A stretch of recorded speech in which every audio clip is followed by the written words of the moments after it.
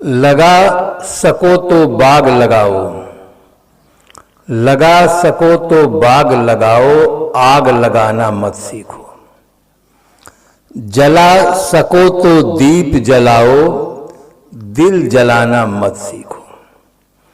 कर सको तो सत्कर्म करो, दुष्कर्म करना मत सीखो।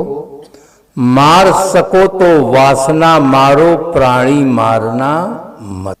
भारतवर्ष के विभिन्न प्रांतों में जाकर हम देखते हैं कि वहाँ आर्थिक संपन्नता का एक मूल कारण बाग भी है। आप उत्तर प्रदेश जाएं, लखनऊ के पास मलिहाबाद है, एक तरफ से केवल बाग बाग। बिहार में जाकर देखें, बहुत ज़्यादा बाग है। आर्थिक संपन्नता में एक बहुत बड़ा ये कारण है। छत्तीसगढ़ में भी हम चाहते हैं कि इस दिशा में भी जिनके पास जमीन ज़्यादा हो वो इस दिशा में कदम उठाएं। देख देख करके दूसरे लोग भी कदम उठाएंगे। बहुत पहले मैं पलारी में चर्चा किया था, तो पलारी में ये कदम उठा है, बाग लगाए, वो देखने के लिए मुझे ले गए। आज इसकी बहुत आवश्यकता है। फल खाने को मिलता है, आर्थिक संपन्नता होती है, हरियाली बनी रहती है। लगा सको तो बाग लगाओ, बाग लगाना चाहिए। संसार में एक से एक मूल्यवान चीजें हैं। चांदी है, सोना है, हीरा है, बहुत मूल्यवान चीजें, किंतु सर्वाधिक मूल्यवान जीवन है। जीवन से बढ़कर दुनिया में कोई मूल्यवान चीज नहीं है। जीवन है तो सत्ता से संबंध है, संपत्ति से संबंध है, प्राणियों से संबंध है, पदार्थों से संबंध है। जीवन दीप बुझ जाए तो किसी से कोई संबंध नहीं, सदा के लिए संबंध छूट जाता है। इसलिए जीवन से बढ़कर दुनिया में कोई चीज नहीं है। सबसे पहले आदमी को अपना जीवन ठीक बनाना चाहिए। और आज आदमी एक बहुत बड़ी भूल कर रहा है, जीवन को छोड़कर बाकी सब चीजों को ठीक बनाने में लगा है। जीवन को छोड़कर मकान सुंदर बना रहा है, कपड़े सुंदर बना रहा है, जीवन उपयोगी चीजें कितना सुंदर बना रहा है। आधुनिक युग में एक छोटा सा यंत्र आया है, मोबाइल, कितना सुंदर, कितना उपयोगी। अगर ये मोबाइल त्रेता में होता महारानी सीता के हाथ में, तो कहती हेलो हेलो रावण पकड़ लिया, जल्दी आ जाओ। तो ये घटना ही नहीं घटने पाती है, और राम को तमाम तरह से विरह करके रोना नहीं पड़ता। किंतु वो बहुत पिछड़ा जमाना था, वहाँ इसका विकास नहीं था। आज आदमी चीजों का विकास बहुत सुंदर किया है, किंतु अपना विकास उस अनुपात में नहीं कर पाया। अगर आदमी अपना विकास भी करता तो हमारे पूर्वजों ने लिखा है, यत्र नार्यस्तु पूज्यन्ते रमन्ते तत्र देवता। जहाँ नारियों की पूजा होती है वहाँ देवता निवास करते हैं। और आज इस वैज्ञानिक युग में नारियों के साथ सामूहिक बलात्कार हो रहा है, अपहरण हो रहा है, अवैध संतानें बढ़ रही हैं, आतंकवाद बढ़ रहा है, भ्रष्टाचार बढ़ रहा है, दुर्व्यसन बढ़ता चला जा रहा है। अगर आदमी अपना विकास करता तो ये समस्याएं नहीं होती। आज आदमी चीजों का विकास बहुत सुंदर किया, किंतु अपना विकास उस अनुपात में नहीं कर पाया। शिक्षा के क्षेत्र में भी ये बहुत बड़ी कमी है। आज अगर आप उच्च शिक्षा प्राप्त कर लेते हैं तो आपको 4 चीजें सुलभता से प्राप्त होती हैं। आपके मन में जिज्ञासा होगी, वो 4 चीजें क्या है? पहला है पद, दूसरा है पैसा, तीसरा है प्रतिष्ठा, और चौथा है जीवन साथी, पति और पत्नी। ये 4 चीजें आपको आसानी से मिल सकती हैं अगर आप उच्च शिक्षा प्राप्त कर लेते हैं तो। किंतु जीवन की जो सबसे बड़ी समस्या है, उस समस्या का समाधान आज के शिक्षा में नहीं है।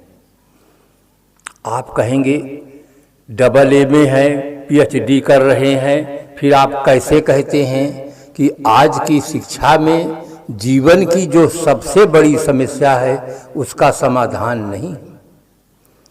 शिक्षा जो आज की है वो हमारी आधी समस्या का समाधान करती है, जीविकोपार्जन की समस्या।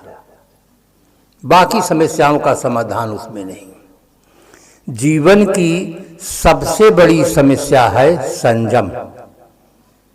इस समस्या का समाधान न करने पर आदमी के पास चाहे जितना बड़ा वैभव हो, चाहे जितना बड़ा पद हो, उसका स्वतंत्र जीवन परतंत्र हो जाता है। चाहे जितना बड़ा पद हो, चाहे जितना बड़ा वैभव हो, अगर आदमी इस समस्या का समाधान नहीं करता है तो उसका स्वतंत्र जीवन परतंत्र हो जाता है और अनेक समस्याओं को अपने जीवन में जन्म देता है। उन्हीं समस्याओं के समाधान में ही उसका जीवन समाप्त हो जाता है।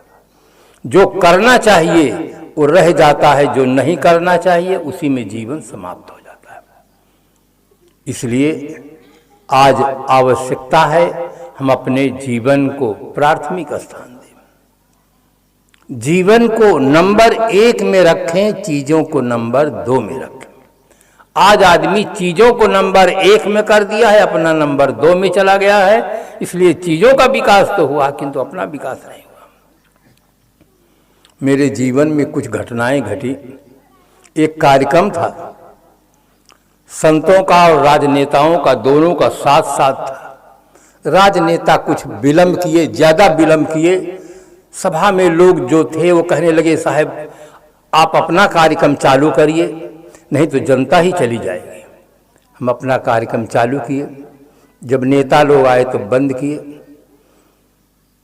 जो खास नेता थे जिनके लिए ये सब कार्यक्रम विशेष रूप से रखा गया था, वो मंच पर बैठते ही तंबाकू खा लिए। उन्हें यह था कि अभी हमको बोलने को नहीं देंगे, पहले दूसरे लोग बोलेंगे तब मैं बाद में बोलूंगा। और संचालक महोदय भी मंत्री ही थे। वे सोचे कि बहुत विलंब हो गया है, अगर दूसरे को देंगे तो वो बोलेंगे तो जनता कहीं चली न जाए। इसलिए उन्हीं मंत्री जी को ही बोलने का समय दे दिए।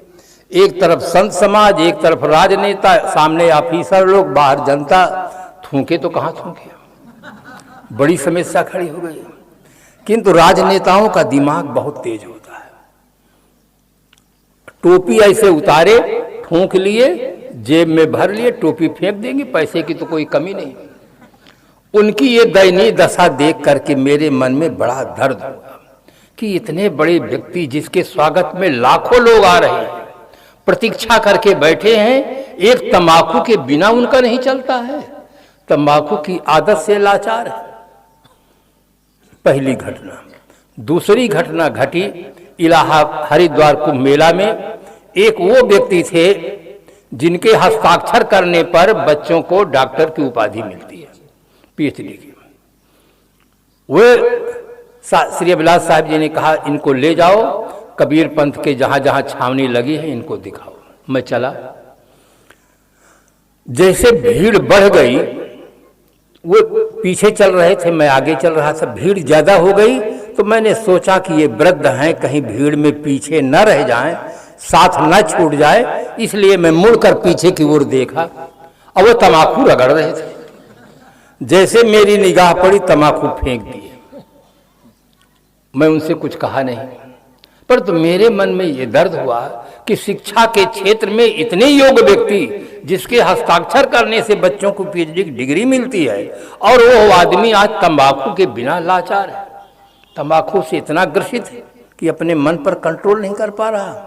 तो ये शिक्षा केवल जीविकोपार्जन का साधन है। जीवन की जो हमारी सबसे बड़ी समस्या है, उस समस्या का समाधान नहीं है। आज आदमी छोटी सी गाड़ी रखता है, साइकिल है, स्कूटर है, कार है, मोटर है, रेल है, वायुयान है, जितनी गाड़ी बनाया सब गाड़ी में ब्रेक का प्रयोग किया। अफसोस जीवन रूपी गाड़ी में बिना ब्रेक की तेजी से हाँका है, इसीलिए एक्सीडेंट हो गया है।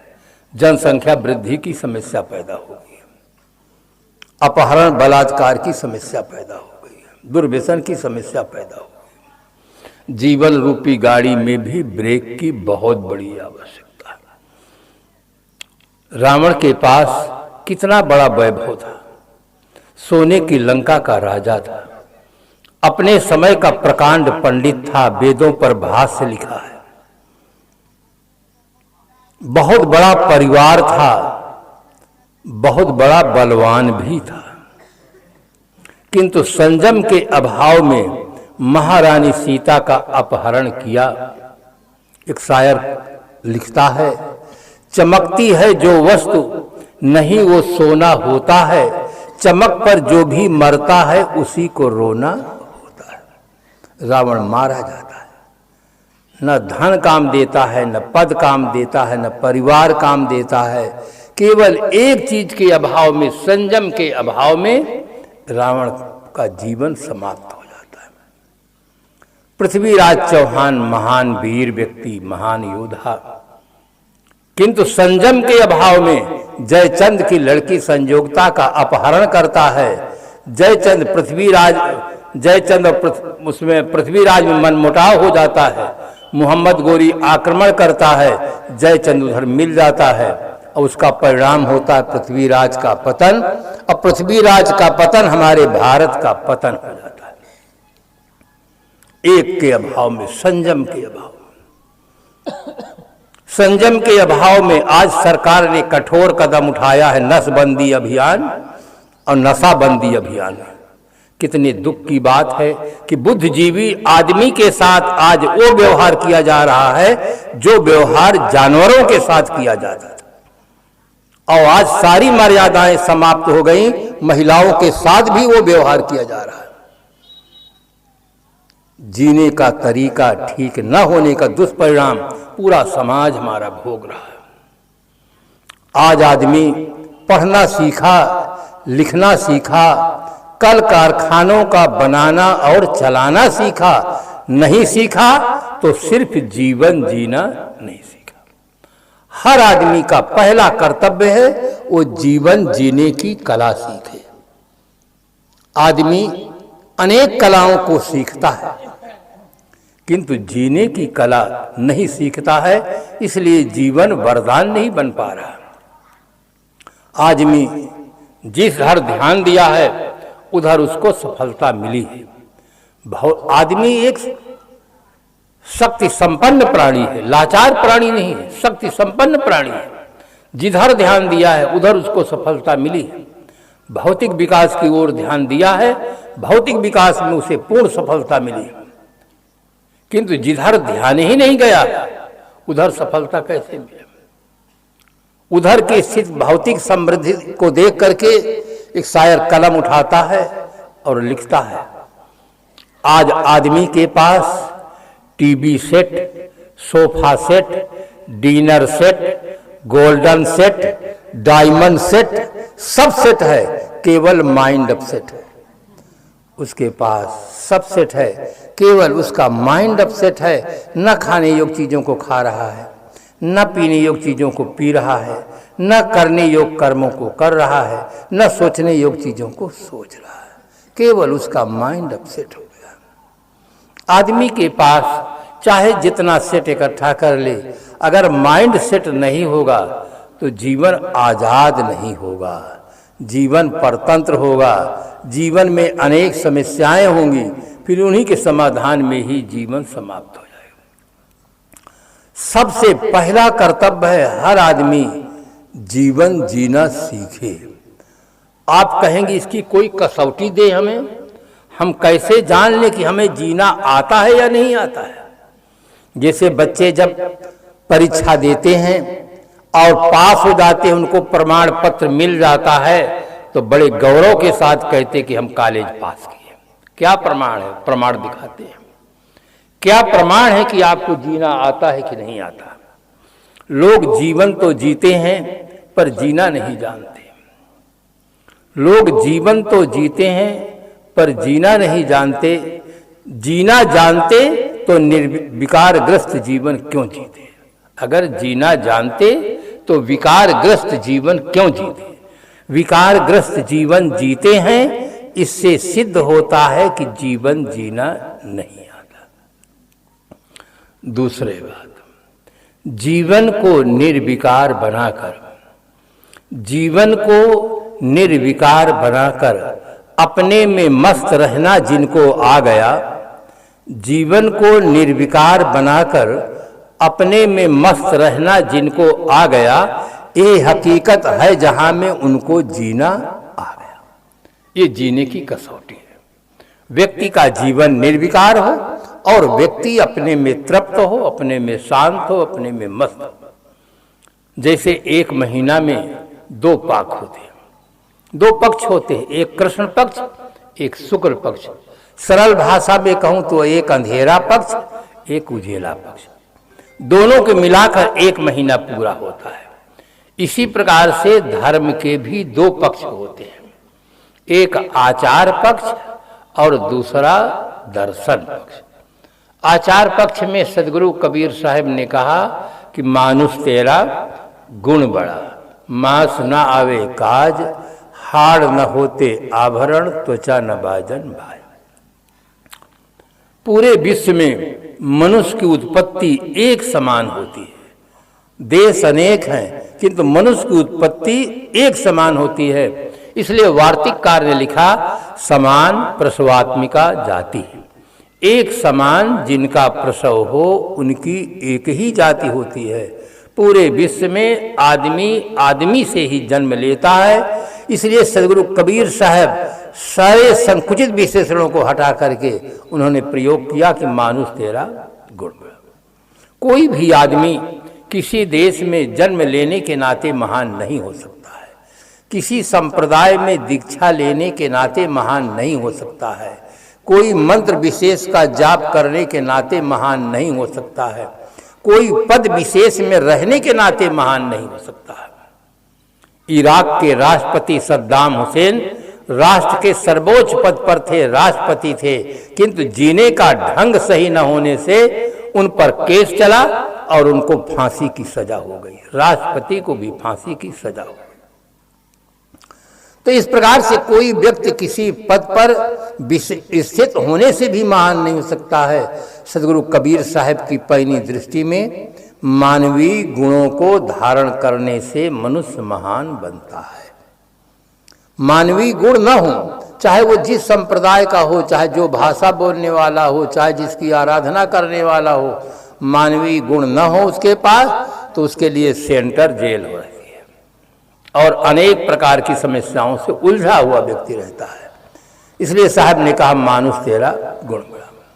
संसार में जैसे अनेक नदियां होती हैं और सभी नदियां समुद्र में जाकर मिल जाती हैं, इसी प्रकार से दुनिया के सारे संप्रदाय मानवता में आकर मिल जाते हैं।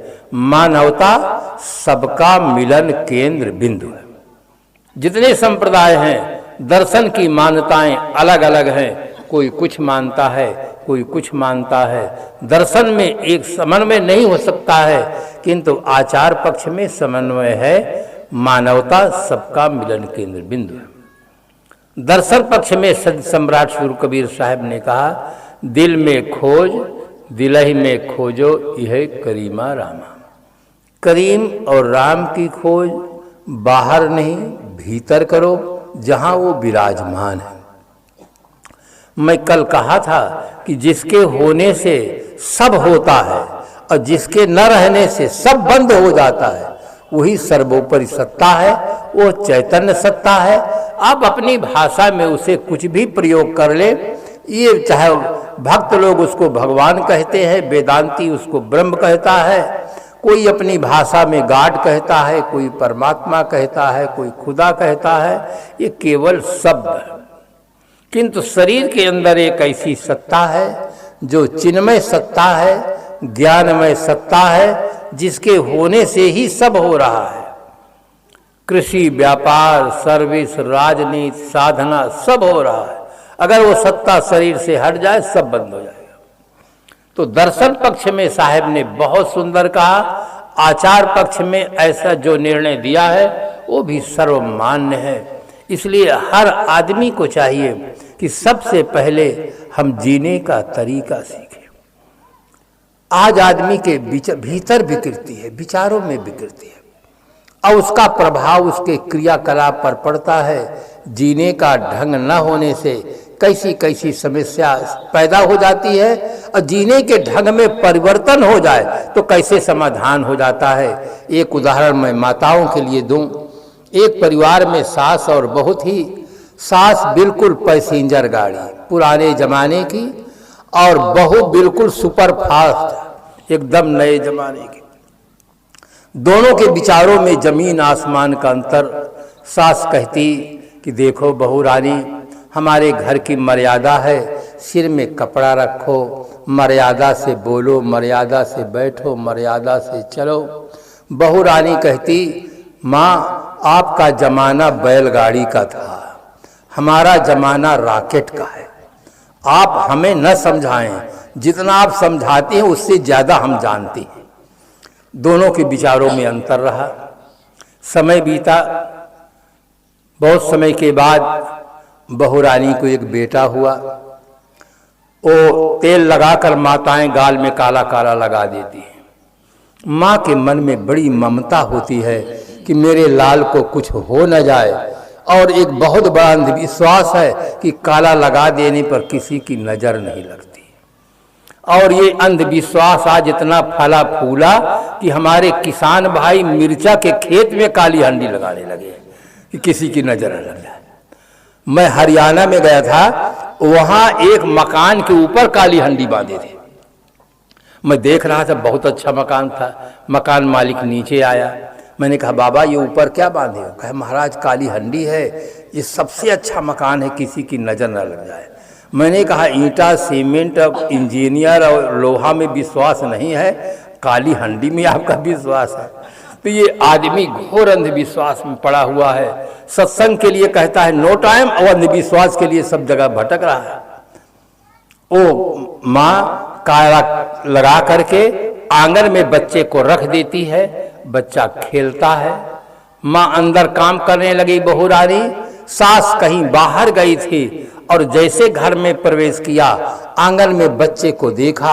आप भी बच्चों को देखें अच्छी तरह से, ये बच्चे मुस्कुराते रहते हैं, इनके भीतर संस्कारों का प्रवाह चलता है, बोल नहीं पाते हैं किंतु उसके अनुसार इनके क्रियाकलाप होती रहती है। बच्चा मुस्कुरा रहा था, खेल रहा था। माँ के मन, सास के मन में ममता उमड़ पड़ती है, बच्चे को उठा लेती है, प्यार करने लग जाती, चूमने लग जाती है।